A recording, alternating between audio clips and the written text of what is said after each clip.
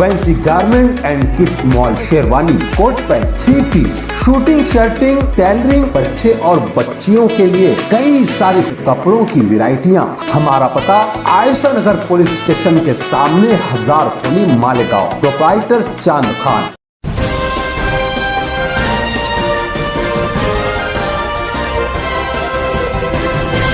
मानव समाचार, मानवता के हक में।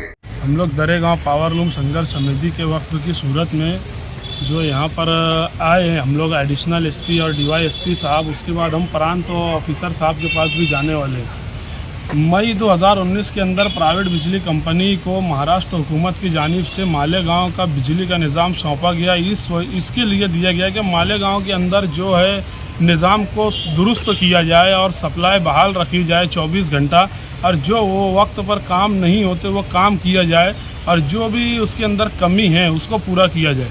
लेकिन रोज़ अव्वल से ही दरेगांव पावरलूम संघर्ष समिति के लोगों ने शहर को इस बात से आगाह किया कि बिजली कंपनी, प्राइवेट बिजली कंपनी जो है ये शहर पर जुल्म करने और लूटने के लिए आई है। ये डाकू कंपनी है, ये डकैती करने के लिए आई है। ये मालेगांव शहर की मईशत को ख़राब करने, रोज़गार को ख़राब करने के लिए आई है।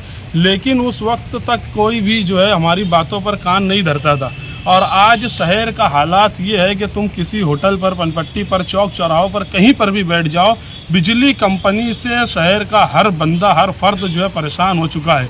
हमें तो ऐसा अंदाज़ा लगता है कि मुस्तकबिल में कोई बड़ा हादसा या अमन व अमान ख़राब करने वाला कोई वाक़या मुस्तकबिल में पेश ना आ जाए।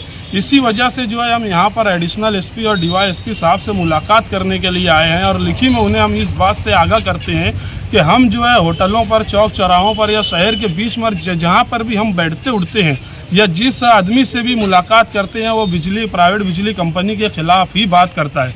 बिजली कंपनी के मजालिम इतने तेज़ी से बढ़ रहे हैं कि हर आदमी परेशान है। तो रोटी के लिए लोग इधर उधर भटकेंगे तो मालेगांव शहर के हालात भी बहुत बदतर हो सकते हैं।